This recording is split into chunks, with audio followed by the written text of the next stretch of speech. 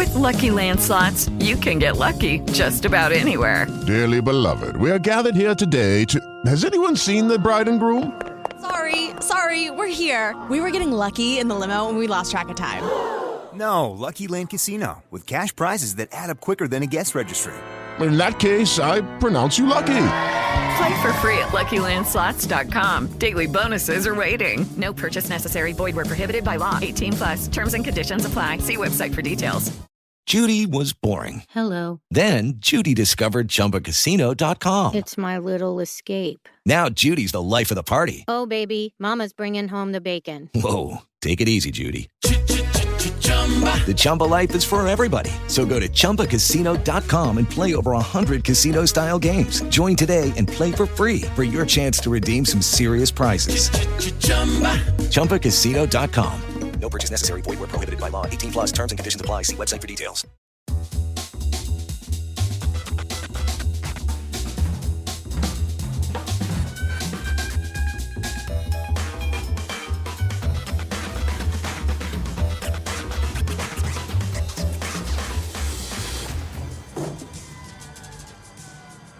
Greetings, my excellent friends.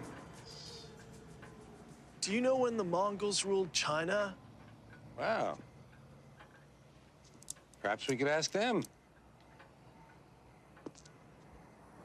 Bill S. Preston, Esquire. And Ted Theodore Logan. Gentlemen, I'm here to help you with your history report. What? How? Oh, I hate that part. Bill. What? Strange things are afoot at the Circle K.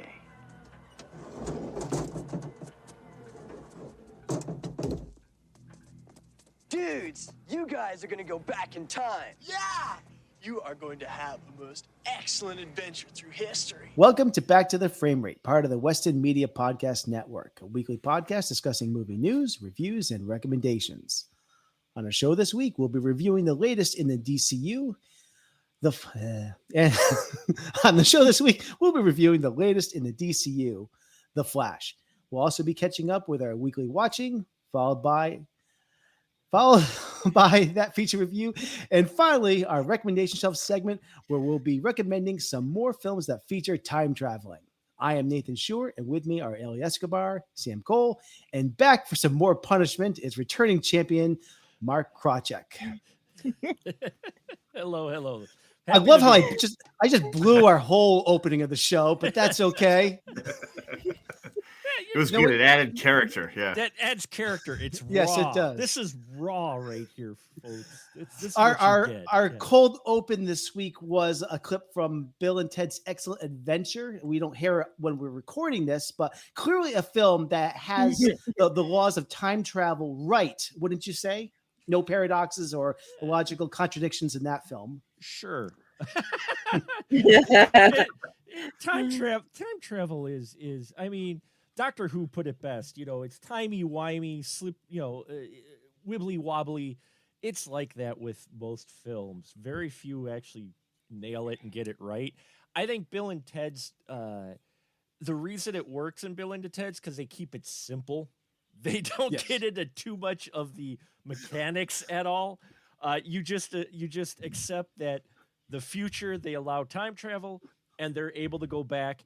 And you get that seat in the cop, shop where they're like, we got to remember to put a trash can above. You never worry about logic of how they got the trash can there earlier and triggered it. It's simple things like, well, I'll put my keys over here and oh, hey, yeah, I'm right. My keys are here. They're my kind of people. All you do is just think about it and it's done. That's right. It's great. They're my kind of people. Like they don't think about it. There's no logic to anything. No thinking. That's the key to time travel. I love it. I love it. Don't overthink it, because if you overthink it, you get it too complicated, and then you just. Yeah, at least in like Bill and Ted, they don't try to overly explain the world, like the Matrix Reloaded. Where you're like, I'm getting hurt. Like when it's like, you remember the Matrix Reloaded? Who's the guy in the room with all the monitors? Yeah. That guy, and he has like a 5-minute speech, and that like architect? it makes the architect. Yeah, Yeah. the architect makes my head hurt. Yeah, I refer to the architect all the time when I think about like how my world is being built. You know, that's the problem. It's probably I overcomplicate it. The Colonel Sanders of the virtual world is what Yeah, exactly. Yes, exactly. Yeah. He had the white coat too. I think, the white coat and I think the little tie. I'm just like, oh my God, Colonel Sanders runs the Matrix. That explains so much. I mean, and it was really cool in concept. It was just like the volume of like expository dialogue with just monitors. It was like, my God, yeah. Well, you know, no offense to the filmmakers, but you know they're making that. They're like, oh man, this is some heady sci-fi here. You know, we're nailing this, and oh yeah, you know, and everybody was like, we just are here for more bullet time.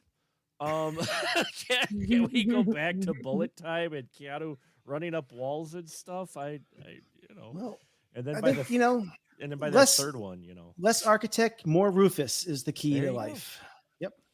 Well, why don't we get going in this? Let's just catch up with everyone. What we do, Mark? We just kind of catch up with what we've been doing the past week and just checking in with everyone. Who would like to begin? Outside of maybe the world of watching movies and TV is what we usually do. I know there is a life outside of movies. What? I know. We'll keep it kind of brief. No, there isn't. Are you crazy? It's just movies. Just movies. Let's talk about movies if you like. Okay. Anybody want to just throw in something that they want to update us on? I'll be the first one because I don't really have much to say except that I didn't do anything. I should say I didn't do anything. I did a few auditions this week and submitted to. I haven't heard back yet, but you know that's the nature of the job. I got some new books and then I worked. That's it. Fantastic. Anyone else? Yep. I like this. We could blow right through this. So I went to like, you know, Ace's Hardware, bought a bunch of stuff and like gear and supplies, and I went up to New Hampshire, actually cleared out some forest and rebuilt in full scale the Honey I Shrunk the Kids set. And then I built it, I painted it, and shot a movie in 48 hours. None of that is true. I did nothing this week. Yeah. Anyway, that's it. Yeah. I really did. Like, I just did small errands this week. This is like really, I got nothing over here. I got nothing. I try to. What do you got to do? I don't think too much about how much or what I've been doing, but we recorded a couple podcasts. This is a month of the Hunters month on our podcast. So we're doing movies that have the word hunter in the title. And so we covered Red, Werewolf Hunter. We covered Hansel and Gretel, Witch Hunters, and Abraham Lincoln, Vampire Hunter. I guess it's one thing. I got a chance to interview Felicia Day of the Guild and of many, many different shows about Red, the Werewolf Hunter. So that was interesting. But other than that, movie reviews, watching movies, reviewing, and then, you know, Father's Day, I got to grill. I made grilled chicken breasts on the grill for the first time. I got a brand new grill, got an early Father's Day gift, so got to break it in ahead of time. And wasn't that Foreman grill, was it? Huh? No, it wasn't the Foreman. It wasn't the George Foreman grill. No, but I made chicken breasts for the first time, and it turned out really good. So they didn't dry out. So yay! Fantastic. You know, Mark, I should have mentioned where you have your own outlets for your reviews. You should mention that here. Many outlets. But I want people to know because this might be the first time they've heard the show, or because you were on here before, but you should mention. I was very happy to be on here so we could go through our therapy session of dealing with 65. That was great. And also, when you were here before, the show was not a hit, but now it is huge. Yeah, I keep saying to New York City, I'm like, we'll get to you. Like, hold on. Like, we got to record first, then we can do a deal. Like, You're on the waiting list, New York. Just wait. I'm trying. It's still a lot of phone calls. What do you want me to do? We're soon to be Jimmy Fallon, by the way. That's true. Yeah. Fallon, Syndication, here you come. But I guess if you want to look at my stuff, I've we're celebrating 10 years of my podcast, The Spoiler Room, this year. Congratulations. Thank you. So we do a special series every year. This year we call it a Perfect 10 series, which is we're looking at movies that are celebrating their 10th anniversary as well. And we randomly pick one each month as we dwindle down the list, and then that picks my theme for the next month. So this month was Night of the Hunters, a month of the Hunters, because we did Hansel and Gretel Witch Hunter, which came out 10 years ago, surprisingly. Wow. But I remember that. Yeah. But I've got everything on my website, specialmarkproductions.com. I've got a TikTok where I do 1-minute movie reviews of wide release films because everybody else has already done reviews by the time I go see it. So why not spend just more than a minute on the review? Have you revisited Star Trek Into Darkness from 2013? That would be a good one. It didn't make the list because every year what I do is I pick the bulk of the movies, and then for like 3 months I have my listeners vote on which movies. Oh, cool! That's awesome. Process, nice. And so I picked like 30 movies from 2013, and then I had people vote, and then I tallied them up, and then I take the top 12. Well, in this case, 13 because I can't count. So we had 13, but and I take those, and those are the ones that we cover throughout the year. And so, nice. Yeah. One year we did 52. I called it 52 Degrees to Kevin Bacon. And basically what it was is, there's 4 weeks in a month, I believe, usually. And so what we would do is we picked a Kevin Bacon movie to cover. And then the next 3 movies I linked via 6 Degrees to Kevin Bacon formula. Only on the 3rd movie, I had to link it back to another Kevin Bacon film for the top of the month. And I mapped out the entire 52 weeks. And let me tell you, I will never do that again. It was fun. It was fun. Don't get me wrong. But wow, I worked in animated. Wow. I even brought it back to in December once I hit, because I think the last one we hit was the car where he was the cop. He was the dirty cop or what? The sheriff? Cop car. Thank you. Yeah. Yes. We hit that Good in December. movie. It was. And we hit that in December. And I'm like, well, what do I got to do with the rest of the month? I know. His wife, Kira Sedgwick, did the voice over the radio. So the last month of December was animated films with voice actors, which I was able to bring back to our final episode, which was Friday the 13th, because the truck driver in Friday the 13th did the voice for the horse in Beauty and the Beast. Oh my God. Okay, so long story short, too late, but that's my spiel. But yeah, specialmarkproductions.com is where you got everything, and links to everything that I do. So yeah, but yeah, the 52 Degrees was insane. Doing that. What was more insane is while I was doing it and trying to map it out with about 80 IMDb tabs, is finding out how many actors did work together like during the 90s. It's actually amazing. Like there was a core group of actors that seemed to be in like everything. Lots of crossover, yeah. Not just Kevin Bacon. It was just a lot of crossover. I'm like, I'd start follow a thread. I'm like, oh wait, they're in this movie? Nice. There was a movie called Midsummer's Night where they did the film version of the Shakespeare play, and that had like every actor known to man during that time in it. It was crazy. I remember that movie, I think. Mm-hmm. All right. So. Only thing that I had going on over the past week is probably not very interesting to our audience, but I took my 6-year-old to a father-daughter dance, and it was decades theme, and it was supposed to be you dress your kids up in any decade you'd want, and of course, people of our generation, we dressed them up in 80s attire. So she was in this really awesome, looked like Madonna and Cyndi Lauper had a love child. But parents are supposed to dress up too.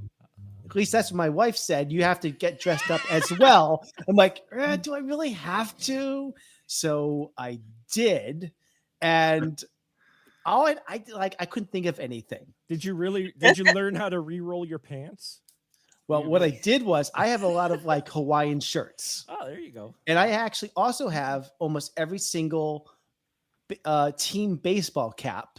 Nice. There is. So I have a Hawaiian shirt. I have a Detroit Tigers cap. Nice. Anyone know where I'm going yet? Okay, hold on.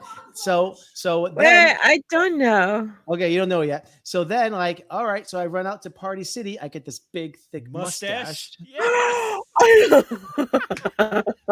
I go as Magnum PI. Yes. Did you have Problem is the mustache wasn't really wide enough, so it only went like this wide. So I show up. Hold on, and okay. There's a cockroach there. Oh, good. Well, if someone ate it, then you don't have to worry about it anymore. Yeah, no, my first name is Estella, right? Definitely don't edit this out. This is good for the video podcast. Yes, it is. Yeah, this is Don't life, edit man. it. This is life, man. So the problem is that I was only maybe out of, I don't know, 150 parents, only maybe like 8 parents actually got dressed up for this. So and problem is because of the small little mustache, everyone thought it was Mario. Mario. I got that all night long. Sure. Yeah, that's You're exactly like, what I was going for. Nobody got it. These are parents that grew. Another problem is I'm an older parent than most parents. Mm-hmm.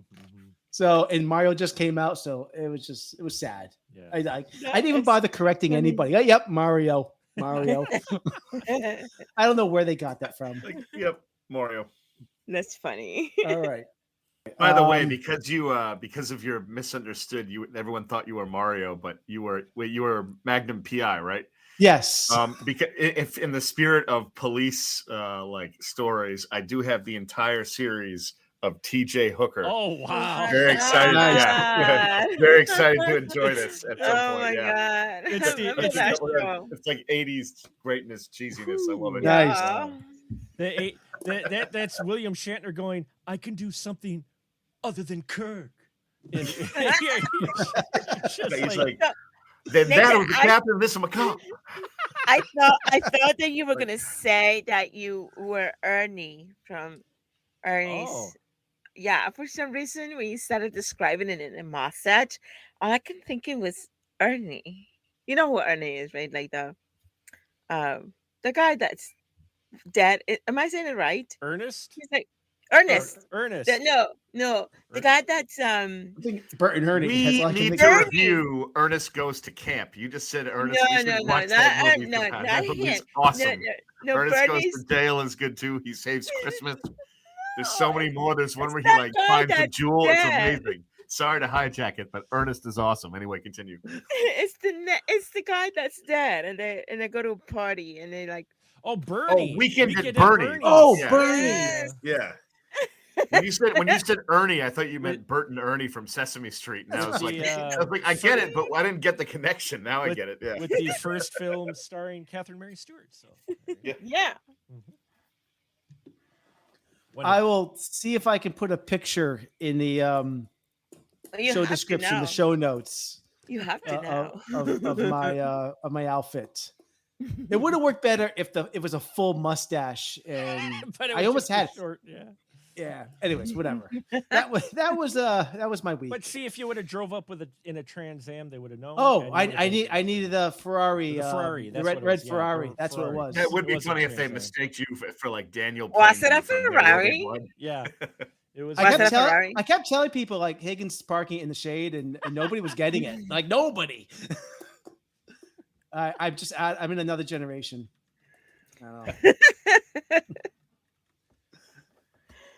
Anyway, they're probably thinking they're probably thinking the new Magnum PI the show. You know, they're just Yeah, that's true. They might be thinking of the new Magnum. Yeah. But who knows? Whatever. I think that's a female now. But anyway. Whatever. I never watched it. All right, let's move. let's move on here. Moving I on. don't want to talk. It pains me. It pains me. All right. Let's watch Always. It was a shameful night. My daughter had a we're gonna good watch time. Always. Yeah. Would you want to see Always, Ellie? That's We're gonna watch it right now. And then 65. We're gonna watch Always right now. Change of plans. Oh. We can watch Knock at the Cabin again too. Yes. Yes. Best show ever. Torture. It's just All right. torture. And I wouldn't lie.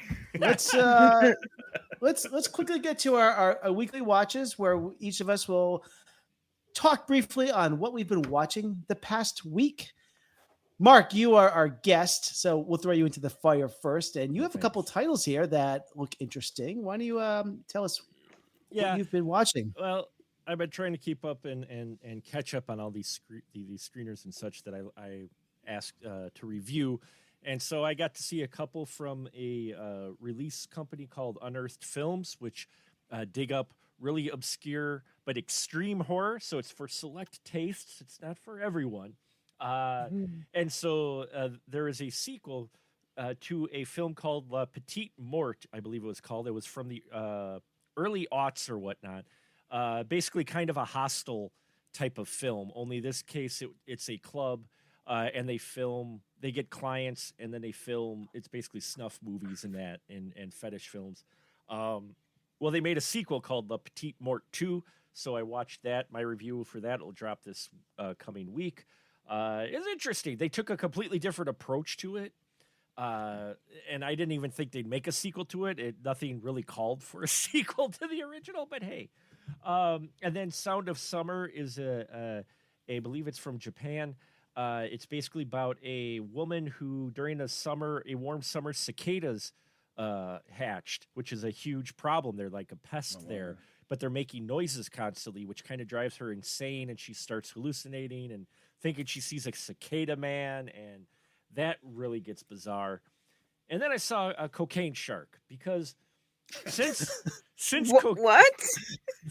Cocaine Bear actually hit it big, there's been a slew of projects released, and some of them fast-tracked. Of course there is. Involving drugs and animals. They should do a PG-13 lighter one called like Beer Monkey or something. Beer Monkey. Oh my God. Now I want a Beer Monkey. I want a movie called Beer Monkey. That's hey, I'm from Wisconsin. We could make that easy. Someone around here has got to have a monkey, and we got plenty of beer. So there you go. It's a good film. Cocaine Shark was made by Mark Polonia. And if you're familiar with Mark Polonia's work at all, again, select tastes, small budget films, like minimal budget stuff, but some of them have charm, some of them not so much, but they're definitely, they've got a fun spirit to them, kind of reminding me of old B monster films, with the stop motion and the really bad puppetry. So Cocaine Shark. Also looking for there was a film, I don't know for sure if it's for real, but there was a title called Meth Lab, which involves a dog. It's a Labrador, which is like the best title ever. And then what other ones are coming out I haven't seen yet, but there's a Crackoon. That's a project getting funded. Asylum Pictures just came out with Meth Gator, which is coming out. Yeah, Meth Gator. I like that title. It's going to be coming out in the next month. And there's a couple others, too. I think someone's releasing a movie about a snake that gets into marijuana, so it's just the opposite of Cocaine Bear. And so there you go.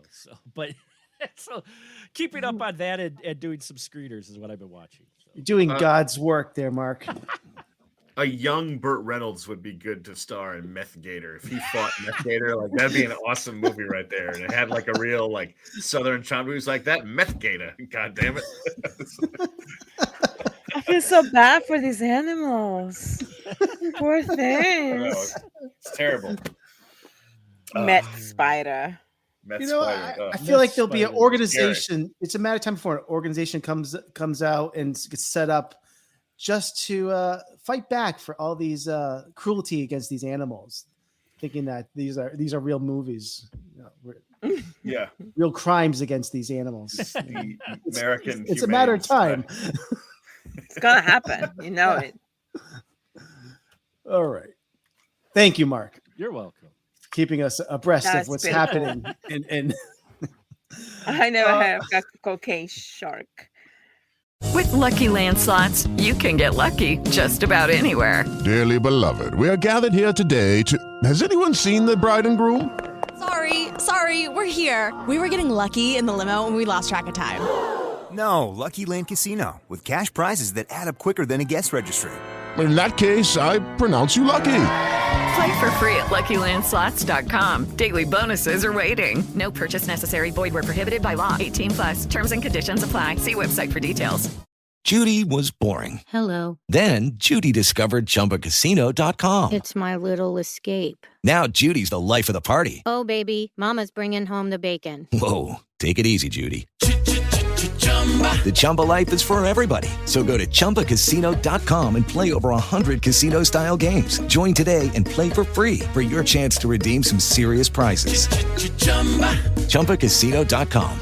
No purchase necessary. Void where prohibited by law. 18+. Terms and conditions apply. See website for details. Sam or Ellie, who would like to also contribute? So I actually only saw one movie this week. Well, actually two, if you include The Flash. But I was just editing the latest episode of my YouTube adventure series, Walks of World. Finished that, put that online, and then I actually watched all of it was on HBO. Ron Howard's The Missing. Decent movie. I've always kind of liked it. It got middling reviews. I don't think it did that great at the box office. I can understand the middling reviews. Like, it's not amazing, but I like the story. I like the suspense. I just like the simplicity and elegance of it. A father is reunited with his like estranged daughter. Her kid is kidnapped by Indians, and so the father and the daughter have to reunite to go get her daughter and like get the family back together. And it's just a good, decent thriller, some good scenes, pretty good emotional payoffs.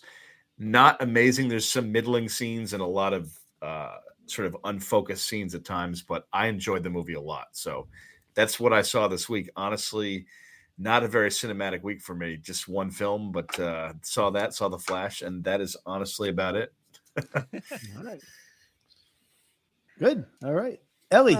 Unlike myself that lives in a movie bubble. So I have no life. I obviously have no life. Look, I watched Hidden 2015 in Amazon.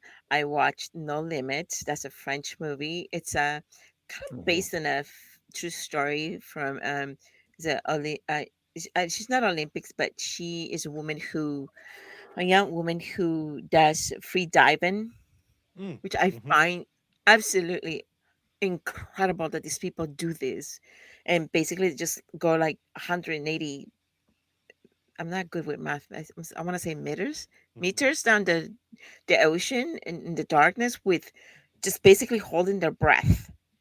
And this woman did that, and the word is that she was killed by her boyfriend because he was the one that taught her how to do free diving. And they think that he might have killed her because he was jealous, and took all the air because the way they do free diving is they go down like 180 meters. She was like one of the best.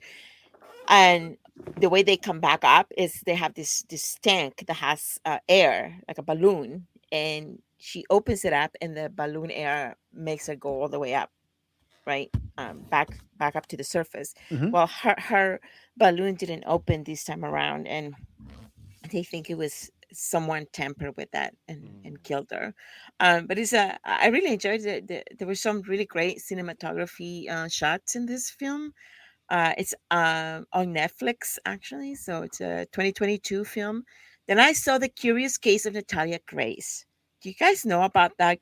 I know. Okay, let me just tell you. So it's a documentary. It's new, 2023, and it's in Hulu, I think. Yeah, it's in Hulu, and it's Hulu or HBO, one or the other, forget. And it basically is this couple, very, very wealthy couple, adopted this young girl, and they thought that she was from an orphanage in Ukraine, and they thought that she was just a little girl. And supposedly, when the stepmom was giving her a bath, she saw pubic hair, and she had a period. And so they started wondering, is she a little girl? Because she also had she's a dwarf, and she had some illness. She was, she disabled, and so basically they adopt her. They don't like the fact that she may be older than 6 years old, and they start to investigate, but they can't find a lot of where she came from. They only know that she came from Ukraine. And it's such a sad story because you don't know who to believe. You don't know, because they say that she was evil and she was trying to kill the family with a knife. And she was, at night when they were sleeping, she was trying to poison the family.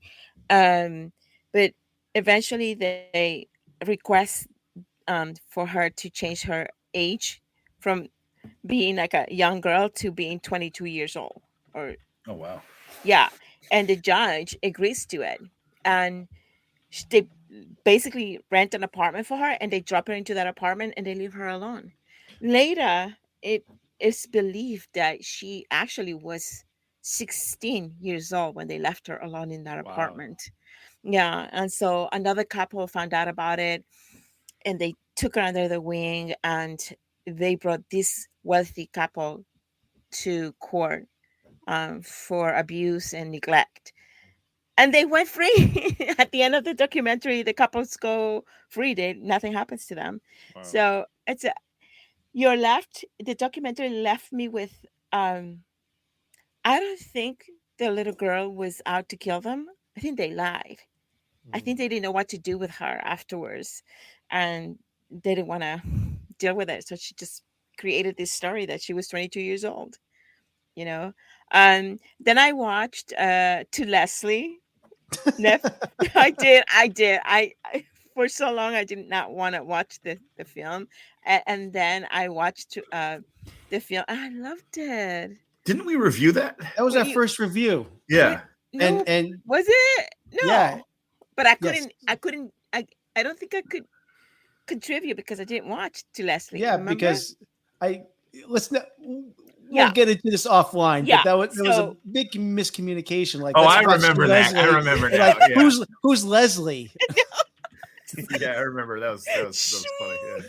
Yeah. And then I watched Black Mirror season 6. Yeah. And I loved it. And it's on Netflix. If you like that kind of weird. I don't know why I have not gotten into Black Mirror, because it's the kind of thing that'd be right up my alley, but I just haven't had really put in the time. Yeah.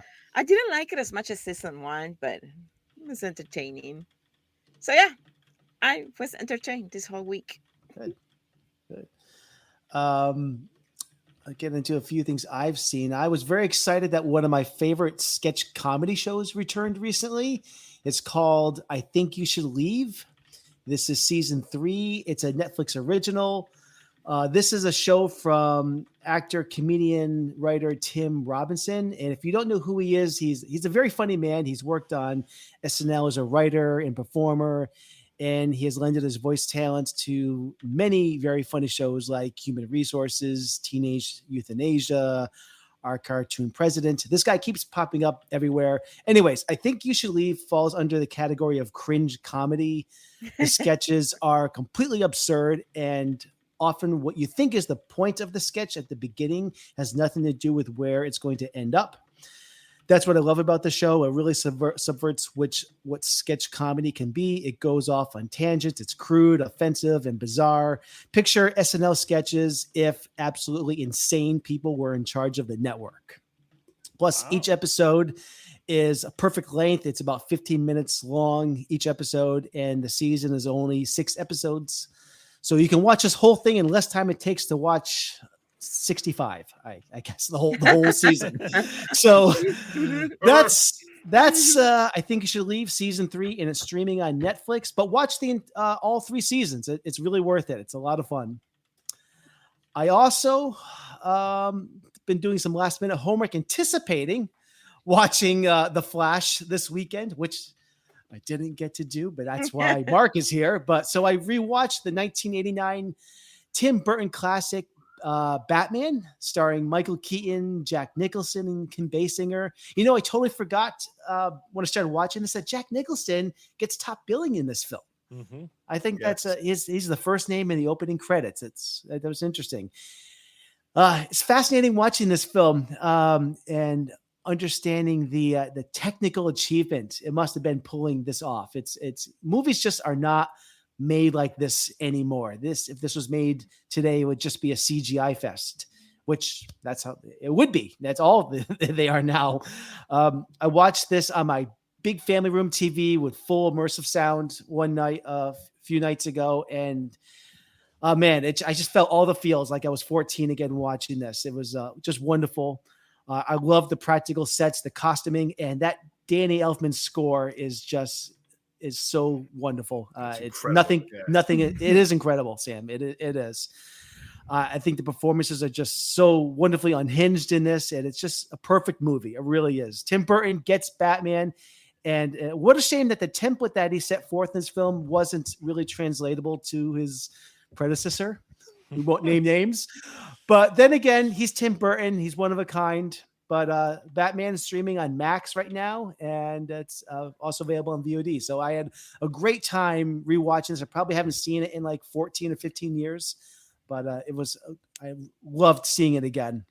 First time I probably saw it on a home theater, a really good home theater system. So it was. I love nice. that movie, and it just my personal taste, but I like it infinitely better than Batman Returns, the sequel. Even though that's like good, I prefer. I like them both almost as much. I like them both. It's good. I just like the first one, Batman '89, Jack Nicholson. Like, to me, that's that, and with the whole ending scene, like in the tower and the church, it's incredible. Like, it's so gothic, that movie. Oh no, that's my milestone film. Or fixed points in time. You get those. They talk about it. We all have those certain movies that are the movie, like that influential movie that hit you so hard that's that movie for you. That, and Batman '89 is that movie for me. That movie it opened up so much, made me appreciate film. I was in high school. It came out in '89. I was a freshman in high school, and I was so blown away by that film that it influenced me. One of those influential films that you hear it sounds cheesy, but it is true. That's one of them. Yeah. To where I've watched it so many times. I have so much Batman stuff.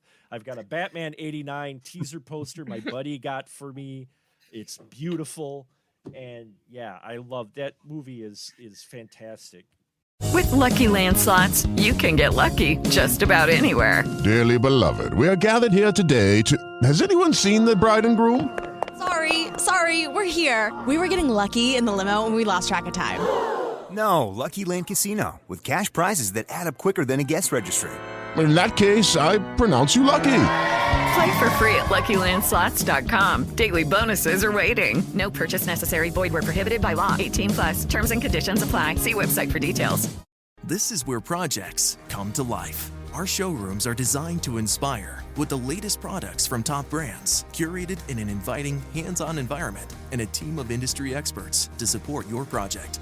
We'll be there to make sure everything goes as planned, from product selection to delivery coordination. At Ferguson Bath, Kitchen, and Lighting Gallery, your project is our priority. Schedule your showroom consultation and see more from brands like Monogram at build.com/Ferguson. It's like Batman is 1989, 91 is Terminator 2 for me, 93 is Jurassic Park, and 1970 is Two Mules for Sister Sarah. And that year is associated with that film. There's no other film like that. Right. So the last thing I'll mention is, if our listeners have been following since the beginning of the show, I've been on a Billy Wilder retrospective, my own personal journeys for the past 8 months or so, and I watched what I think is one of his most beloved comedies. And it's Some Like It Hot from 1959. It stars Jack Lemmon, Tony Curtis, and Marilyn Monroe. The plot is about two male musicians who witness a mob hit and they flee Chicago to Florida dressed as women in an all-female band. Now, I have seen this one before. It's been quite some time. The first thing that struck me as I'm rewatching this is, damn, I think the world has forgotten how amazing Jack Lemmon was as an actor. Yeah. I maybe we haven't forgotten, but he is so good in this. He was nominated for Best Actor in this film and lost out to Charlton Heston for Ben-Hur. Actually, I've never seen Ben-Hur, so I'm not gonna throw stones. I don't know if how. I haven't seen it yet. I do love that movie. Yeah. Ben-Hur is a great movie. It's unbelievable. Charles Heston is great. But Jack Lemmon is incredible in this film. It's a real tour de force performance. Keep in mind, this film came out in 1959, and you've got two of the biggest Hollywood stars dressed in drag for almost this entire movie. No, it's not tackling huge social issues head on. It glosses over a lot of opportunities for the filmmakers to really dive into gender politics. But the cojones for the writer-director Billy Wilder and United Artists to put this movie out in 59 is amazing. It's a really landmark movie. And looking back at it now, who knew this movie was going to be so prescient and prophetic, really? So this is a fantastic film. And I am not telling most people anything new, but it really is a delight seeing this. And it's really funny for a movie that is 60 something years old. It is hysterical, even for today's standards. It's got some really sharp comedy in it.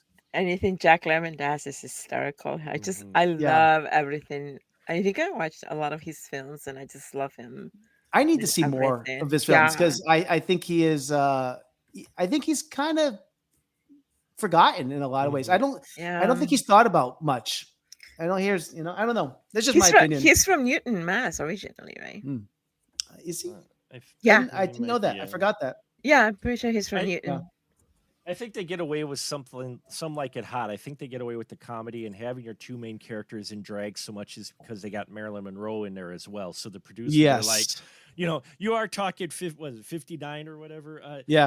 So you're balancing that out. Yeah, you've got your main male characters dressed as women, but you got Marilyn. So, all right, we'll let you have this film because you've got that.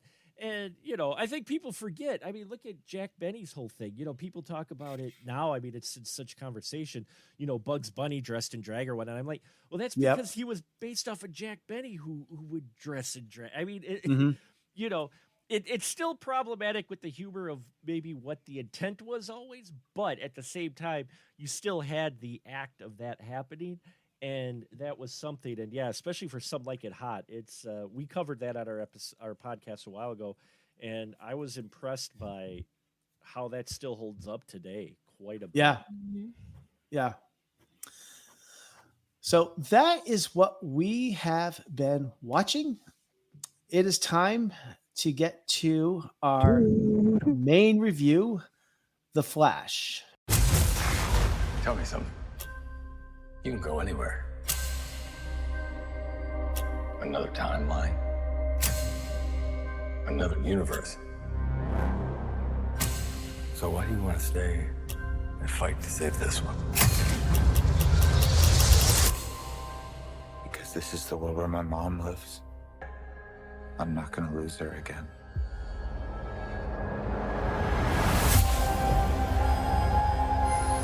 Time has a pattern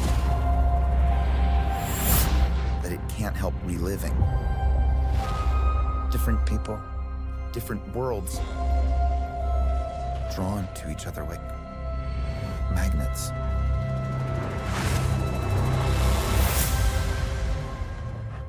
It's my face. You stole my face. If you were to go into the past, you have no idea what the consequences can be. Bruce, I could fix things. You could also destroy everything. This can't be happening. I completely broke the universe. Sorry. We've been waiting for you. I created a world with no metahumans. And now there's no one to defend us.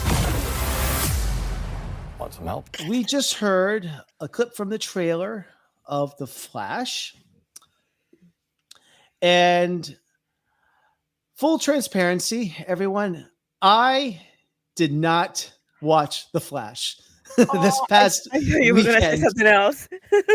Some people, I tell you. Maybe I did Flash, but I did not watch The Flash. Did you say I flashed? I flashed. No. I hope you were wearing a trench coat when you were doing it. Yeah, me too.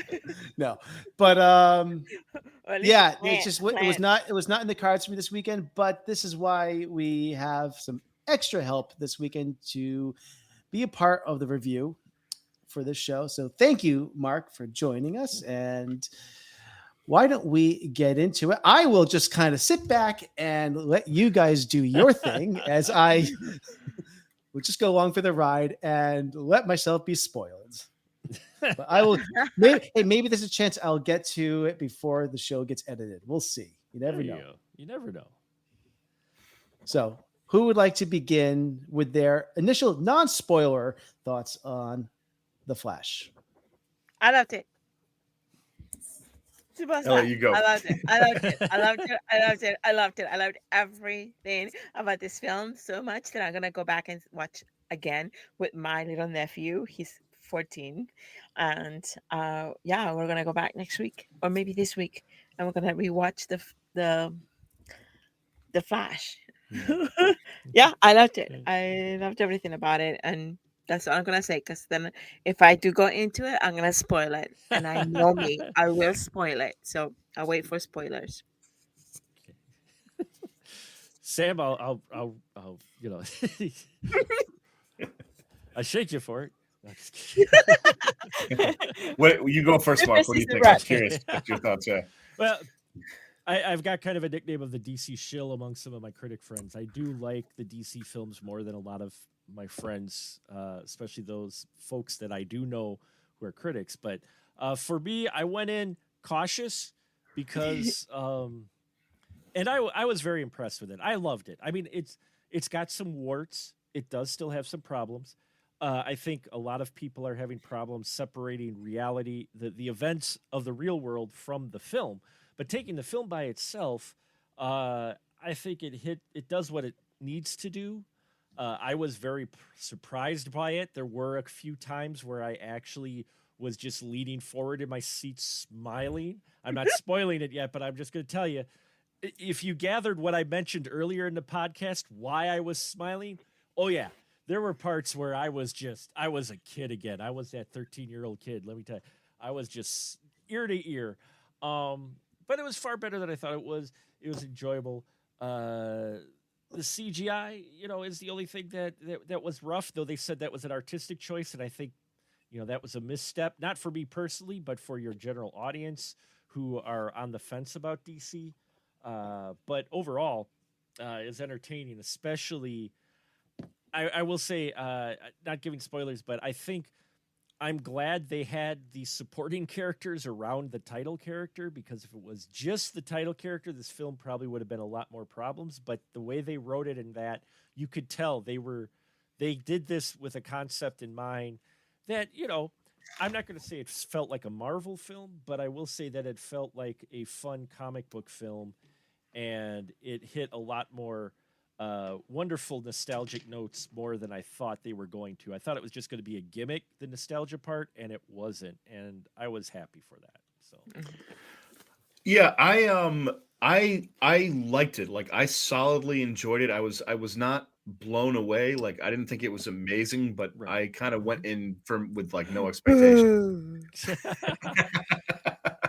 And it's funny because the on Rotten Tomatoes, the critic score is lower, like around 65, but the audience score is 88. And so I think people genuinely liked it, and I can see why. I thought it was pretty good. I thought like Andre Muschietti's direction was clear. Like, the action scenes had a good sense of space. I thought the dialogue was funny. I thought the story was crisp. I didn't know at all what was going to happen in this movie. I just it's a tough one for me to review because I solidly enjoyed it, but I did not like you mentioned that you sort of felt like a kid again. And I can totally understand why. And for whatever reason, I don't know if it was the mood I was in or whatever, but it didn't quite have that strong effect on me, even though I enjoyed it. Like I certainly did enjoy it. And I thought the movie was like a lot of fun and like clever in its storytelling. Just not mind blowing. It was like, it felt like a really good, like B movie to me, like B plus, and spoiler free, I will say that, and this is like in the trailers, like everyone knows this, but I will say that I did love Michael Keaton's performance. Like it was great to see him again. I thought that was amazing. Like I don't know, I hate to sound so boring. I just I solidly liked it, but I've seen a lot of other movies with a similar energy. So to me, I was just like, oh, that was good. And I wanted to feel that elevated rush. And I didn't quite feel it, but I acknowledge I'm definitely towards the positive. Like I liked the film. I thought it was decent and some really good action scenes, like without going into detail, the desert scene and the like third act was pretty good. But yeah, so that's where I am, like middling. I'm going to ask one question because I haven't seen this, but I'm assuming that there's a time travel, multiverse aspect to this movie. Seems like there's a lot of multiverse going on here. This movie underperformed. It did. It really underperformed. Yeah. Do you sense there is multiverse fatigue going on that's affecting things? Either multiverse fatigue or people just weren't that interested in seeing it and just continued to go see Spider-Man because it's, I haven't seen it yet, but I've heard it's like amazing. And I've listened to your guys' podcast on it, but like, I think, what's funny is that like, with Lucky Land Slots, you can get lucky just about anywhere. Dearly beloved, we are gathered here today to... Has anyone seen the bride and groom? Sorry, we're here. We were getting lucky in the limo and we lost track of time. No, Lucky Land Casino, with cash prizes that add up quicker than a guest registry. In that case, I pronounce you lucky. Play for free at LuckyLandSlots.com. Daily bonuses are waiting. No purchase necessary. Void where prohibited by law. 18+. Terms and conditions apply. See website for details. This is where projects come to life. Our showrooms are designed to inspire with the latest products from top brands, curated in an inviting, hands-on environment, and a team of industry experts to support your project. We'll be there to make sure everything goes as planned, from product selection to delivery coordination. At Ferguson Bath, Kitchen and Lighting Gallery, your project is our priority. Schedule your showroom consultation and see more from brands like Monogram at build.com/Ferguson. I think there is multiverse fatigue. However, the storytelling in this movie, I will say, it's the time travel element. And is there an Ezra Miller factor? Is there a multiverse factor? Is there just an overall DC factor of like, what is the point of all of this? There's a whole new regime. No, it's Ezra Miller factor for sure. That's one of them. Second of all, DC has always been on the rocks when it came to comic book films. You also are hitting comic book movie fatigue. Into the Spider-Verse is an animated film that's different enough that a lot of people went to it because they loved the first one, and it's a really solid film. I love it. I thought it was great, but it's a different comic book film, so you can get behind it. Even Guardians of the Galaxy didn't do quite as well as they expected. People are just in comic book movie fatigue in general, I think. Topple that on all the other problems that normally come with the history of DC films makes so many people hesitant. And I'm going to also add the fact that nowadays, as we kind of alluded to in the earlier, movies are coming out very quickly to streaming now. Like, yes, really quick to stream. I mean, even those that make like $80 or $100 million at the opening weekend are going to streaming at 2 or 3 weeks. So in all honesty, anybody who's on the fence with The Flash is going to just wait for it for streaming. It is, there's so much of that going around now with films that people aren't quite set with. Well, it's interesting you mentioned the sort of like comic book fatigue, because I was thinking there's a lot of perfectly good, energetic, spectacular action scenes in this movie. And had I seen this exact film like 10 years ago, I would have been blown away. I think it's because there's so many others like it, and there's so much saturation that because there's so many of those types of films to choose from, I just felt like this was kind of middling but good. And in spite, like not including Ezra Miller's like controversy, just talking about the performance itself, I thought his acting was good. Like I thought it was decent. The two versions of him, I was engaged in the story. I just for some reason I wasn't like blown away. You know, This film needed to come out right after Justice League. Like, yeah, right, this had was supposed to. This should have been the film to come out right after Justice League. Justice League wasn't that great, but at the same time, I think if you follow Justice League up with this film rather than was it Shazam and then Aquaman. I think if you follow up with this one instead, I think it was supposed to. This was supposed to be the very first multiverse movie that we were supposed to get. And it's sad. Interesting. It's sad that they didn't get it out because it was in development hell, problems with Ezra, all kinds of problems. The whole hoopla with Zack Snyder. I think if this film comes out right after Justice League, DC is sitting in a different spot now than where it's at. And you're right. It's too bad because I feel like this film actually handled the multiverse in the most interesting way. Like I felt like I was watching the origin of the multiverse in this film in more of an engaging way than say like Spider-Man No Way Home. Or even, and don't get me wrong, I loved it because it was Sam Raimi being Sam Raimi with a budget.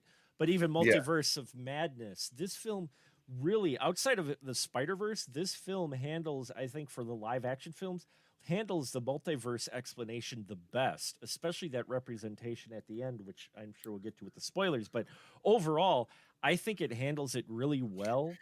Yeah, the storytelling was really clear in this movie. Like that's what I just was really, I was understood what was going on immediately. I was on board. I followed it. I liked the places they went to. Like it worked. It functioned, you know, like, yeah. Because sometimes a lot of these like ensemble movies sometimes have a lot of like clunky plots, you know, banging into each other. And there's like, gets a lot lost in translation. But this movie, the story was focused, clear protagonist, clear story, interesting message, like decent. It's really solid. I like that. Yeah. Well, and with this one too, it's one of those where you see him in a trailer. It's not a spoiler, but Supergirl and Batman aren't just gimmicks.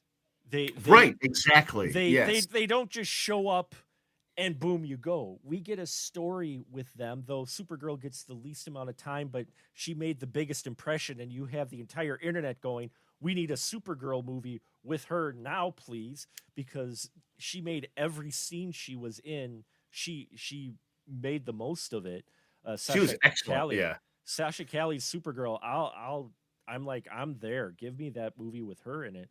You know, so I mean, the cameos that show up are not just gimmicks either. They're worked into the plot. We get story with them, and yeah, overall, I was far impressed that it was better than what it.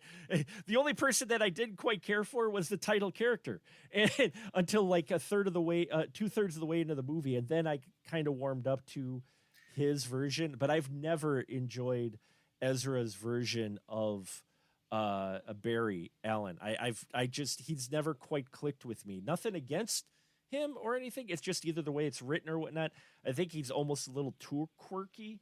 And so, you know, it took a little while getting used to, but he changes in this film too. So I know what you mean. It's like a little in your face quirkiness. It sometimes works. It sometimes doesn't. Like it's not terrible, but you kind of feel the effort going in. Like you feel like that it's being pushed. It's not like totally different person, but like, you know, Michael J. Fox in Back to the Future, he just is that character and you just accept it and it works. This, you felt like it was like trying a little hard, you know? Well, his quirks are uneven in this. Like he's awkward here, now then he's not. And then, you know, and I understand it's part of the story arc, but at the same time, I'm like, I would have liked a little bit more consistency, because there's parts where I really like him in, and then there's parts where, like I said, the last half of the film or the last third of the film, I really enjoyed him in. It was just getting there with his character that I was like, give me more Supergirl and Batman. Yeah, I did find the humor though.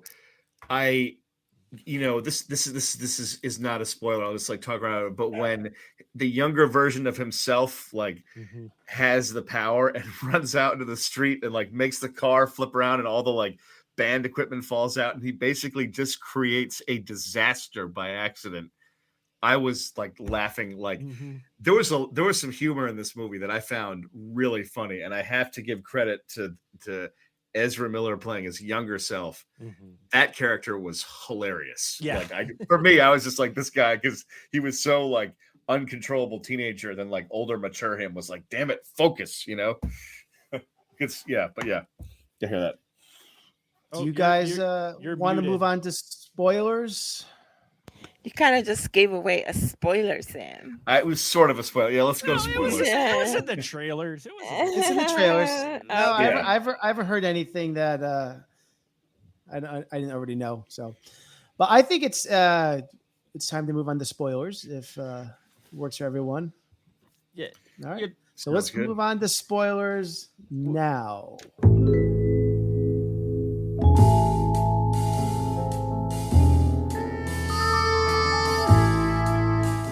What's funny is we talked about, trying to give a general description, but the trailer was a spoiler in itself for a lot of this film, unfortunately. I didn't see the trailer actually. So then you lucked out. But if you saw the trailer, a good chunk of some of the reveals in that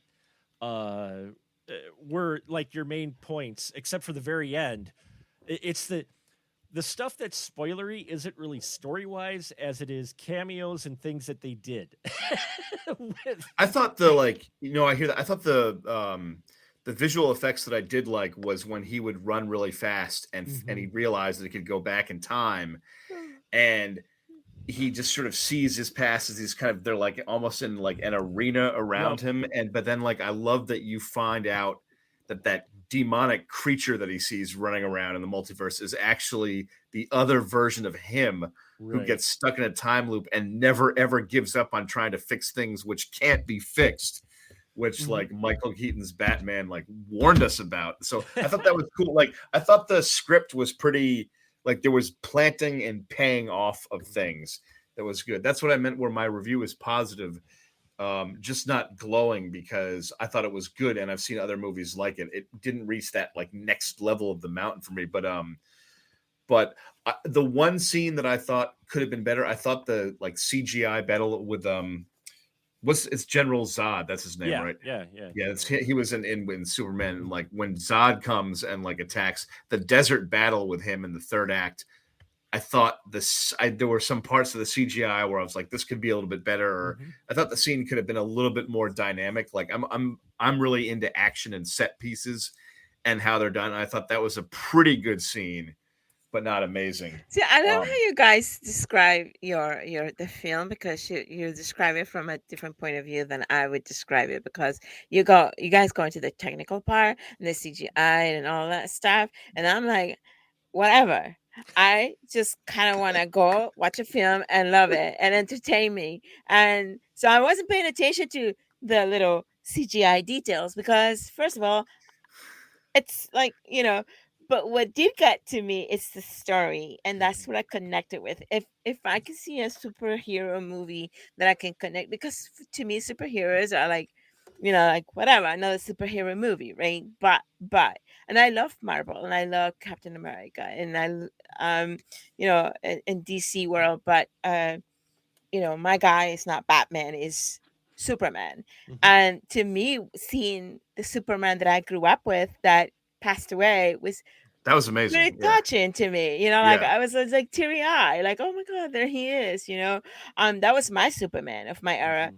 And then so the Batman, to see, Michael Keaton looks great at 70 what? Yeah, I thought Michael looks Keaton's amazing. performance was excellent. It made me want like a did. Tim Burton Batman 3 with him. This is the Batman sequel we wanted. The third Batman film. This is as Yeah. close as we were going to get with. I know it feels like Batman 3. That's what I like about it. And they play the the Danny Elfman music theme, Batman theme a lot in it, Nathan. Like you would really enjoy that. Yeah.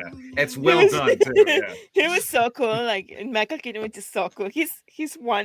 His scenes I really loved, and it was so cool to see him back in action. And then for me, I connected because obviously I'm a Latino mom, and I when I cook, I dance too, and that song in the film, sorpresas te da la vida te da sorpresas, and it's like something that I grew up with my mom in the kitchen dancing. Yeah. Sure. So I was like, oh, look, and so this is so cool. And Ezra, first of all, I didn't know what to expect. I was just walking into the cinema like, yeah, whatever. It's another, another this sheet, whatever. I'm going to go see it. But then the thing starts, and from that moment, it just got me with I laugh at anything and everything. That's just me. So the humor was funny in this movie. It got to me too. It worked. Yeah. It really did. Yeah. It made me cry. It made me laugh. Like I was laughing really hard. It made me cry, laugh. It made me hungry. Every time Ezra will end, like he would just I legit made spaghetti that night just because I wanted spaghetti. That's true. He did. That is the best. I'm going to say right now, Bruce Wayne, Michael Keaton's Bruce Wayne gives the best description of the multiverse we have ever gotten using spaghetti. Yes. It's so clear. Wasn't that it's so like, awesome? The storytelling is so crystal clear. That's what and like I know what you mean, like Ellie, about loving the story because, and this is like a huge like spoiler, obviously, but the whole theme of the movie is like don't mess with time and the dangers of it. And for him to set the universe back right, his mom like has to die, and like that's the crutch point where the universe like went wrong and created a diversion. So it's like very emotional and painful, but it's like so the just the way the story like gets to its ending is it's clever, like it's good. Yeah, I told Carlos he couldn't save his mom, but he was able to save his dad at the end, right? Yeah. So and that was awesome. That was an emotional scene. Yeah, something worked, and that was kind of what Wayne was trying to get into him too. Is that you've got to look at it, and you can't save this person, but you could save people. You gotta you as a hero. Are you going to save the one person, or are you going to save the many? I mean, that's a running theme we've seen obviously many times before, but this really, Michael Keaton falls right back into Bruce Wayne like he never left. Mm-hmm. I mean, yeah, he's like perfect at, and like I love that we went to the Batcave. That's like his like 1989 like Batman and Batman Returns Batcave with the car on the cliff. Like that was so they did cool. That well, they replicated that well. Like I was impressed. The car showing up made me tear up. I love that car, and to see it on the big screen again when I never thought I would see it again was a beautiful thing. And I think the funniest thing to me ever was like he fixes the universe, goes back to his timeline, and in his timeline, Ben Affleck is Batman, but because he altered things, the movie ends with him meeting George Clooney. And he's like, who the hell is this? And he's like, I'm Batman. And you're like, at the end, yeah. I couldn't believe they pulled that trigger. I was like, wow, okay, I'll give that mad props to you. And like in the alternate universe, like Eric Stoltz was in Back to the Future instead of Michael J. Fox. That's awesome. Yeah. Well, because he was. I can't believe they referenced that. He was. Yeah. They started shooting with him, and they had to like. They had to fire him in mid. It was like really awkward and stuff. They pushed the Eric Stoltz angle. They put. Oh my God! At the end, they do this whole thing with the multiverse that. While some of the CGI looked janky, they made Supergirl canon, and they made Superman Lives, a.k.a. Nicolas Cage as Superman, canon as well, fighting a spider. Talk about a deep cut. That's a deep cut within a deep cut, because if you know the story of Nicolas Cage and Kevin Smith and Burton's Superman, the fact that they have not only Cage as Superman in the super suit that was designed for him, but have him fighting a spider, which the producer wanted when they made Superman Lives, but since they didn't make that, the spider ended up making its way into Wild Wild West, and that's why you get that janky mechanical spider in Wild Wild West. With Oh God, the spider was terrible in that movie. Yeah. with Will Smith. Yeah. That's the reason you have the spider, is because they couldn't put it in Superman Lives, so they put it in Wild Wild West. He wanted. Oh my God! Great song though. Woo! When I roll into the Wild Wild West. Yeah. But you know, having Reeves, and even though the CGI wasn't the best, having Reeves and then having Helen Slater show up too. I mean, that ending when you're going through the different multiverses, I'm just like, ooh. I don't know quite how to describe or explain this, but in not a bad way, in an interesting way, I've always felt that DC movies have a different visual effects style than Marvel movies slightly. And this movie was very DC-ish, but in a really good way. Yeah. Yeah. There's a lot of spoilers. Again, the story is straightforward. You have seen this before, this type of story, but as far as within the context of a DC film, it's one of the upper middle films. I wasn't completely blown away, but of my top DC films, it's kind of in the middle of the top. And mainly it was because I think if this film doesn't have Batman and Supergirl in it, it really falls flat.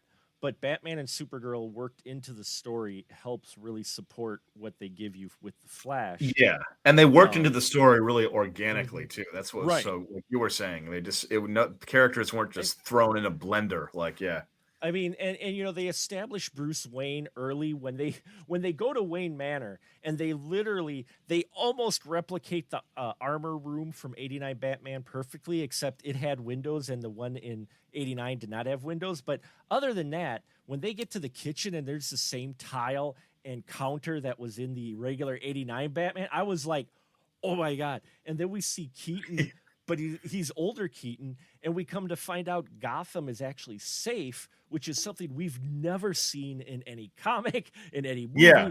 Gotham is legit safe in the hands of law enforcement. You know, I love that, but yet they also established that Bruce Wayne still had moves. He could still fight, you know. Right? Which helps later on when he gets into the bat suit again and fights. And when he's in the bat suit and it's like, and he's fighting, even if it's like CGI enhanced or their CGI, they got his style of fighting right. Like he uses his Batman 89-ish weapons and like the you know, the boomerang that goes around. The batarang. It's awesome. Yeah, it's just they got the details right. You could feel that. His armor is updated a bit, you know, but at the same time, you still feel like this is that Batman. It never felt out of character at all for Keaton. And like I said, Supergirl, I would love it. Well, she was good because she was so intense in the role. Like she was really like, you know, she did a great job. She made it her own, and we need more Supergirl. I agree. Yep. Sure. True that.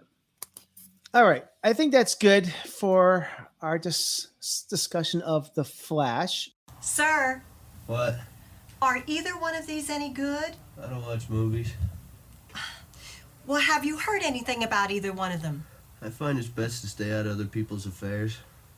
You mean you haven't heard anybody say anything about either one of these? Nope.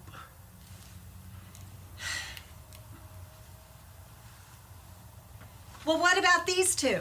Oh, they suck. Let's move on to our next segment, our recommendation shelf, featuring time travel movies.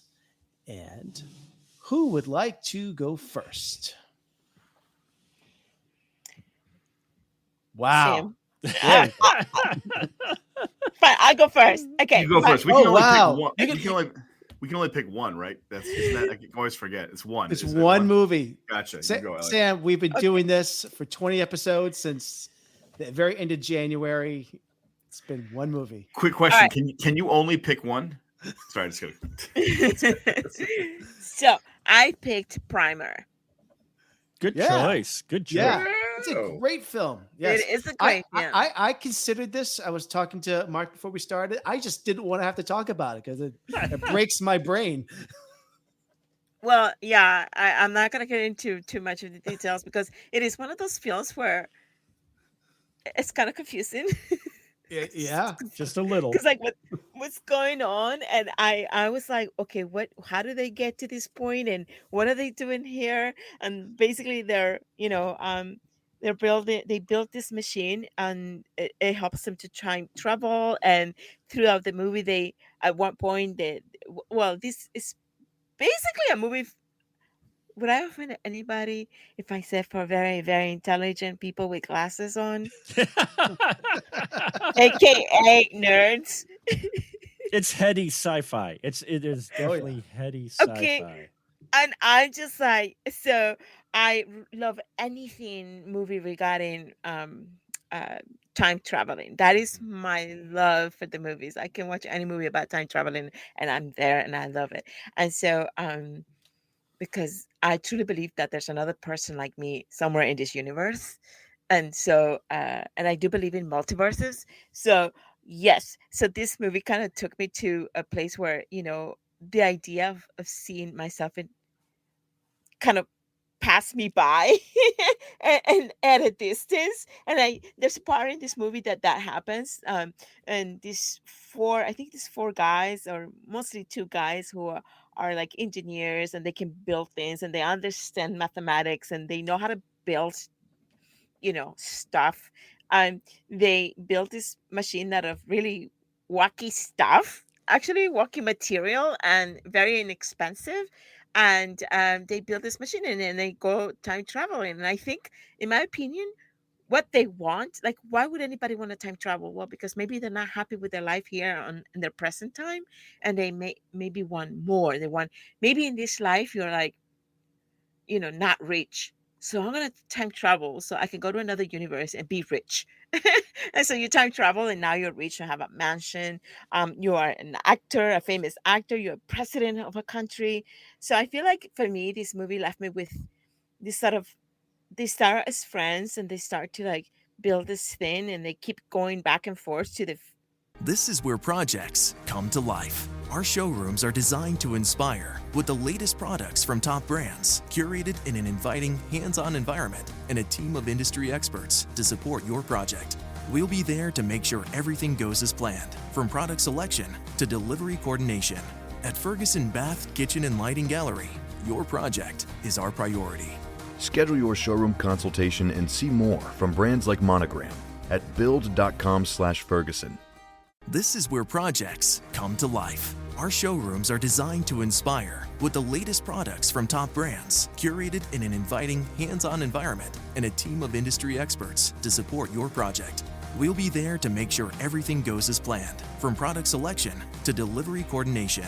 At Ferguson Bath, Kitchen, and Lighting Gallery, your project is our priority. Schedule your showroom consultation and see more from brands like Monogram at build.com/Ferguson. Time traveling, I feel eventually they just become arrogant. Did you notice though, when you're controlling the feeds, you notice it's parabolic? Okay, it's important. Parabolas are important. Here, look at this. I don't know, Abe. Now I'm gonna start it up and let it run for 60 seconds with nothing in it, okay? It's empty this time. That's 22. And all the equations that describe motion and heat and entropy. Just 1 minute, just a second. And all the Feynman diagrams, what's the one variable that you can turn negative and still get rational answers? It's 1 minute out here. It's not mass, it's not 22 hours. It's around 1300. 27 minutes in the box. It's odd, it's an odd number. How many minutes is that? That's 1347 minutes. Okay, yeah, 1347, man, you got that fast. Why is it odd? How did you know it was odd? Okay, because this is it, okay? This is what's going on.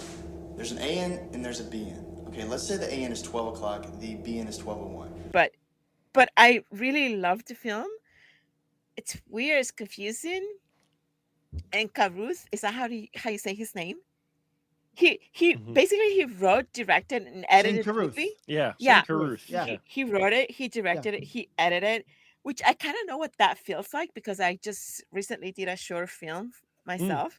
And I wrote it, I directed it, and I edited it, and it was crazy. I compose the score, but I found a free score for the movie.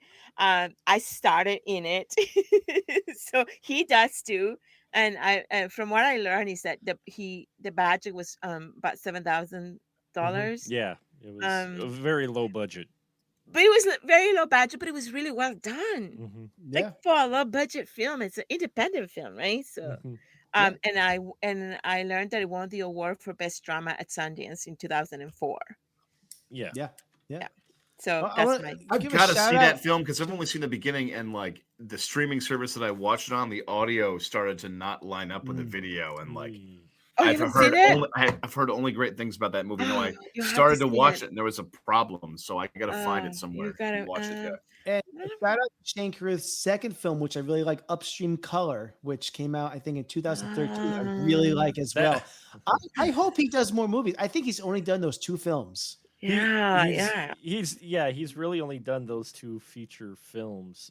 We covered Upstream Color a few months ago. Interesting film. It is a very interesting film. It was one I hadn't actually seen, but it was one of our Perfect 10 films. And so, watching it, it was really good. I enjoyed Primer. Yeah. I enjoyed Upstream Color even more. I liked it more too. I have to see that one. I don't think I've seen that one. It's called Upstream. I don't know Upstream Color. It's on streaming. Yeah. It is on streaming. So it's I believe around. It's on VOD. You can get it for like $3 on most VOD platforms or so. I think this was playing in the Prime TV, actually. Prime. It might be. Prime. It might be too. Yeah. It's or even YouTube maybe, but yeah. That's my pick. Nice. All right. Who would like to go next? I'll fight you for it, Sam. Oh, don't fight! Don't go so fast, guys. Don't fight over it. You go, Mark, because I'm having trouble settling on one. Oh, okay. I could pick from a wide range because I'm a big genre film geek. But the one that I went with is one that isn't talked about a lot, but I think it should be. It's called Biggles Adventures in Time. Biggles Adventures in Time. It came out in 80, I want to say, 86. Biggles Adventures in Time is 86. It's got Peter Cushing in it in a cameo role. And he's more than just one gimmick. He shows up in a few scenes. But basically the story is about this this executive, this kind of low-level executive, played by Alex Hyde White, named Jim Ferguson. And he is tied in time to James Bigglesworth, who's a World War I fighter pilot, a very well-renowned World War I fighter pilot. He's almost kind of like a Captain America, but not quite. I mean, he's British for one, but it's that style. He's got his 3 other buddies that they all fight with, and they've got a good reputation. He's a wonderful pilot. He's, really well. This guy Jim is tied to him through time, and at random, when Biggles gets in trouble, Jim is pulled from the present, which is 86, into World War I. And if he's holding something or whatever, he can bring it into World War I with him, and vice versa. So throughout the film, Jim is jumping back and forth in time, and then things, and he's helping Biggles as he goes back in time with finding out this Nazi secret weapon, which involves sound. And then at some point, it kind of gets reversed, and Biggles gets pulled in forward. It's a really fun. It's very 80s. The soundtrack is very 80s, but it's a lot of fun. It's one of those fun 80s sci-fi genre films it's having fun with itself. You could tell, they're making this film. It's got a story, though. It's not just a gimmick. It does have a story, and the acting is decent in it. The directing, I like it. I thought the story is interesting. It's out on Tubi now for free if you can deal with the commercials from Tubi. But it's called Biggles Adventures in Time. It's only like 90 minutes long, and it's fun. It's a fun little mid-80s sci-fi movie that's got some familiar faces in it. And you're not going to waste your time if you like those kind of a little bit silly adventure films. The director of this did a number of other things. Just pulling it up because I forgot to pull it up earlier. but he did a few films in the 70s. He directed Escape to Witch Mountain. And Returned from Witch Mountain. He did. I loved those growing up. Yeah. He directed Watcher in the Woods. And so he did a few of them. And then, he did Biggles Adventure in Time. And then he would go on a couple years later, unfortunately, and do Halloween 4, the original Nightmare. But that's beside the point, But yeah, so that's my pick. Yeah. Biggles Adventures in Time. Interesting story and just fun. All right. I've actually really want to see that movie now, so I'm going to find it on Tubi because it sounds like it could be fun. But nice. It's funny. There's a lot of like time travel serious movies that I like with like don't meddle with the power of time, darker themes. But tonight I'm going to go the more lighthearted comedy route of Star Trek IV: The Voyage Home. Yeah, because the one with the whales. The one with the whales is awesome. Even like it's light, it's comedy, but they have a consequential mission. If they don't succeed, like everyone on Earth dies. So just the joy of watching like Captain Kirk and his team go to like 1980s San Francisco, be totally out of place. It's like one organic great fish out of water moment out of another. And the comedy is hilarious because it's not forced. It's just the situation lends itself to hilarity. And like they're trying to like use more colorful language because everyone swears in the 80s and like they don't talk like that. So they're not used to how to do it. Like the movie's it's just great. It's a lot of fun. Leonard Nimoy directed his second directorial effort because he did Star Trek 3. That was such a success. The studio said, do what you want for the fourth one. And so he and several people came up with that plot, and it's a great movie. It's a lot of fun. So yes, I would highly recommend it. It like there's older special effects, but it's great models, but the comedy and the story ages really well. It's really good. Well, this is a fine place you have here, Dr. Nichols. Thank you. I must say, Professor, your knowledge of engineering is most impressive. Yes, back home we call him the miracle worker. Indeed. May I offer you something, gentlemen? Dr. Nichols, I might be able to offer something to you. Yes? I noticed you're still working with polymers. Still? What else would I be working with? What else indeed? I'll put it another way. How thick would a piece of your plexiglass need to be at 60 feet by 10 feet to withstand the pressure of 18,000 cubic feet of water? Oh, that's easy. 6 inches. We carry stuff that big in stock. I have noticed. Now just suppose, I were to show you a way to manufacture a wall that would do the same job, but be only 1 inch thick. Would that be worth something to you, eh? You're joking. Perhaps the professor could use your computer. Please. Computer? Computer?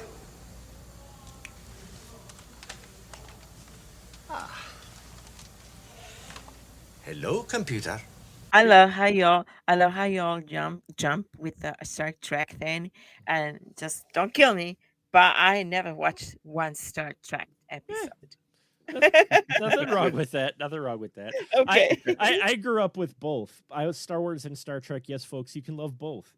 And I loved both. Me too, yeah. Because the independent channel in Milwaukee, when I was a kid, used to do a Star Trek marathon once a year during the time of the premiere of the original premiere of the 66 show. And so they'd show like 8 fan favorite episodes. And this is before like DVDs and all that. So you had to sit and watch and with the beta machine record those episodes so you could watch them again.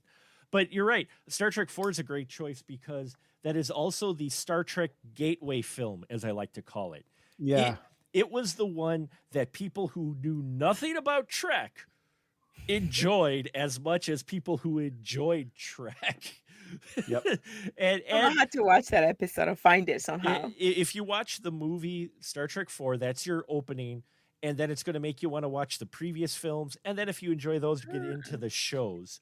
But that is definitely a gateway movie into Trek for those who are like, and you're like, no, here, watch this. The one with the whales. That's what everybody says. Oh, the one Yeah. with the whales. It was their most of all the original crew's like 6 films. That was the biggest box office. Star Trek 4 via Voyage Home, because it brought in like outside audience to it. Yeah, It was just a joyful movie It too. was. There was Great, no, yeah. That was that was our cadet movie.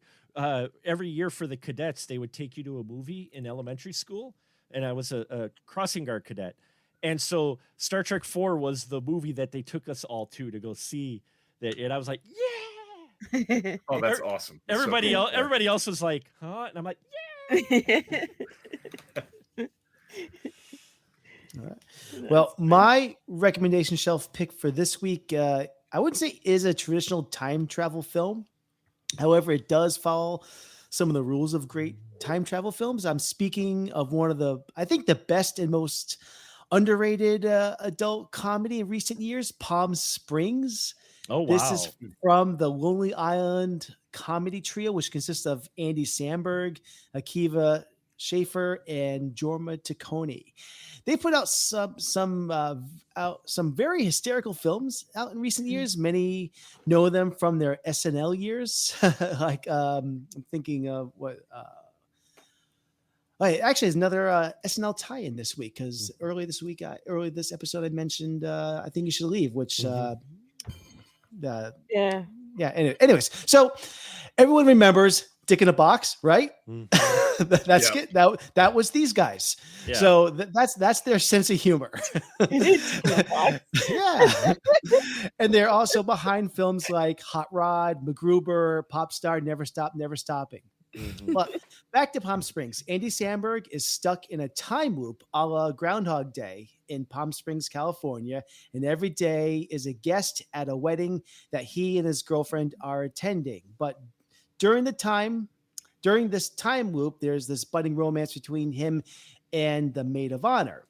This film has a great cast: J.K. Simmons, Peter Gallagher, Kristen Milotti are in this. Best way I can describe this is if Groundhog Day is taken to an extremely meta and self-aware level. Yes. It has this distinction of striking the most lucrative deal ever for a Sundance film, when Hulu offered $17,069,000 for distribution rights. Of course. So Andy Samberg is fantastic in this. I think this is my favorite movie of his. It's he's this nihilistic protagonist. It's very funny. Overall, just a fun sci-fi rom-com romp, and I can't recommend it enough. So it's Palm Springs, streaming currently on Hulu. It's gonna be a beautiful wedding. Here you are, standing on the precipice of something so much bigger than anyone here. But always remember, you are not alone. I don't think that we met. I'm Sarah. Niles. Hi. Hi.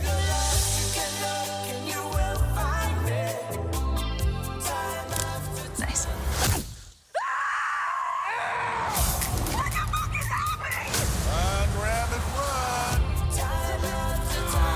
Niles? Don't come in here! It's gonna be a beautiful wedding. Good day so far? Today, tomorrow, it's all the same. You! What is going on? Hey, get out of the water! Guess you followed me. It's one of those infinite time loop situations you might have heard about. That I might have heard about. Yeah. The second you fall asleep, it all just goes back to the start. I drove all the way back home to Austin, and I still woke up here. One time I smoked a bunch of crystal and made it all the way to Equatorial Guinea. It was a huge waste of time. Has anyone else seen this one? I have. I just remember when you talked about the wedding part of that movie. Just remember, I think maybe 2 years ago, I was just trying to watch something and it popped up and I This watched. came out in early COVID. Yeah. This. Yeah. It was about 2 years ago, right? Mm-hmm. Yeah. Yeah, that would have been. Yeah. Yeah. So yeah, I remember now, and I'm like, oh my god, that was a funny movie. Yeah, I really liked it too. So Good. So that is my pick. So yeah, there we go. So lastly, before we wrap it up, I'll just mention a couple of the upcoming releases coming out this upcoming weekend from writer-director Gene Stubnisky is the new coming-of-age sex comedy, No Hard Feelings. It's got Jennifer Lawrence, Andrew Barth Feldman, Laura Benatti, Natalie Morris, and Matthew Broderick. Wait, Maddie, you don't like Jennifer Lawrence, Mark? No. It's not that I don't like Jennifer Lawrence. Far from it. I love her and her stuff. Everything from this trailer, I'm going, who thought this was a good idea? Because the story for this film reeks of late 90s American Pie type of humor. It's like, how did this get a theatrical release is kind of what's surprising. Right. That it's not surprising that it was made so much as it's going to wide release at this time in 2023 sensibility. Yeah. So unless it turns things on its head and it ends up not being the way it's being presented, it's interesting. Yeah. I'm like, this is going to be a problematic film. The premise is Maddie is played by Lawrence, who is an Uber driver faced with bankruptcy after her car is repossessed. She accepts an unusual Craigslist posting in which her new employers are parents who have noticed that their introverted 19-year-old son Percy is showing no interest in dating or having sex. In exchange for a Buick Regal, Maddie agrees to become their son's girlfriend and date his brains out to help him join adult life. This is like 80s or 90s, like Revenge of the Nerds, American Pie. Like it's I don't know. I mean, I am interested in this to see what this is going to be. I'm not going to run out to the theater for this, but I'm a little fascinated how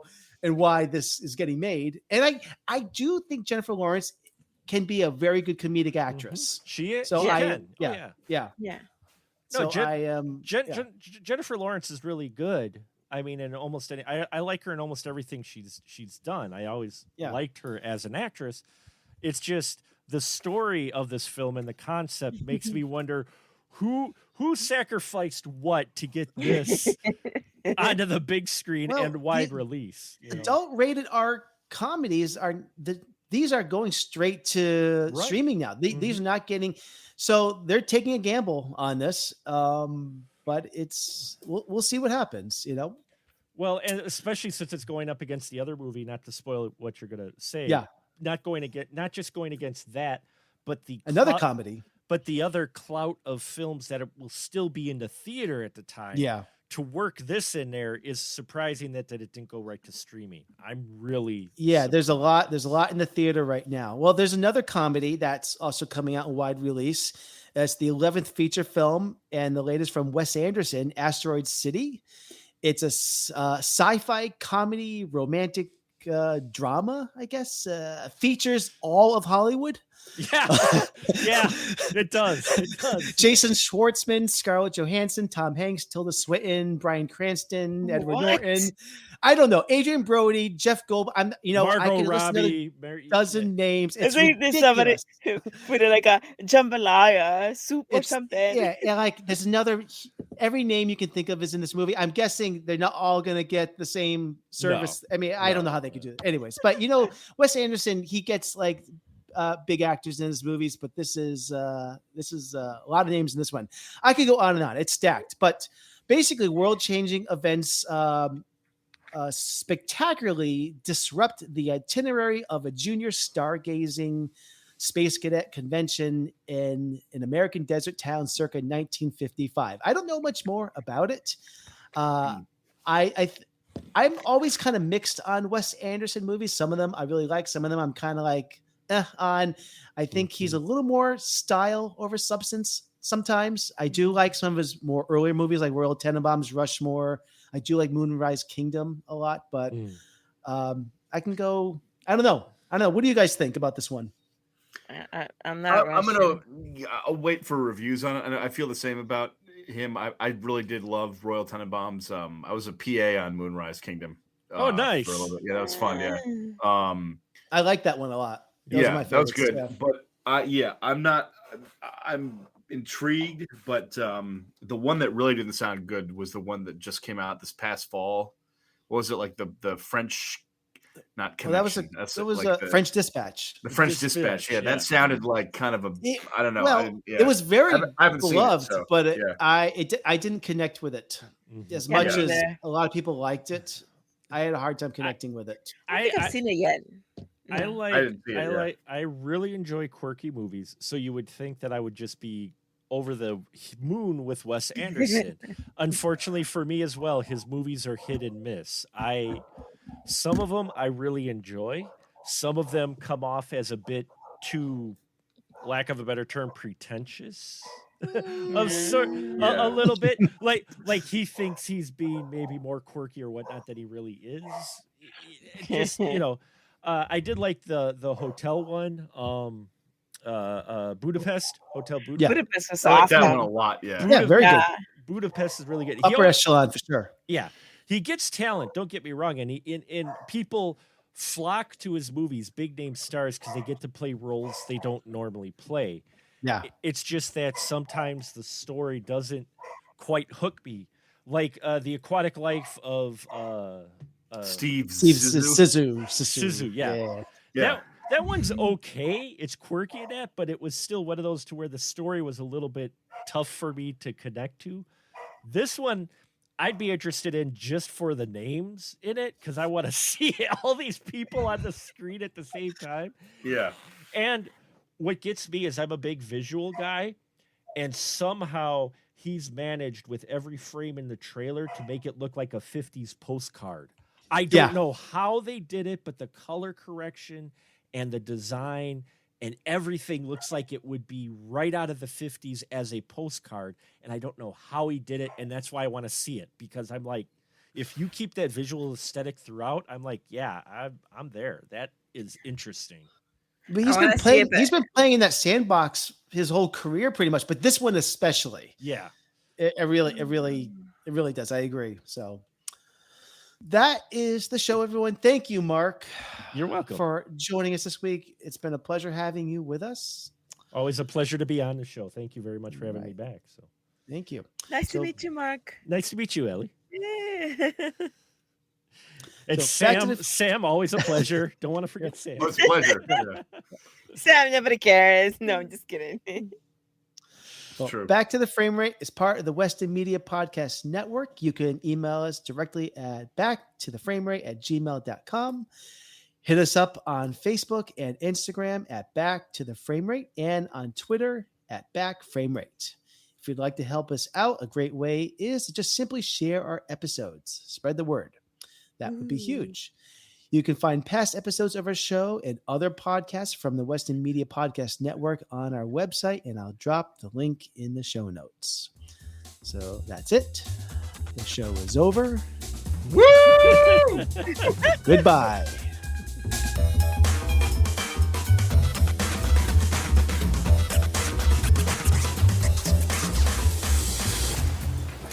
I want you to know it's over.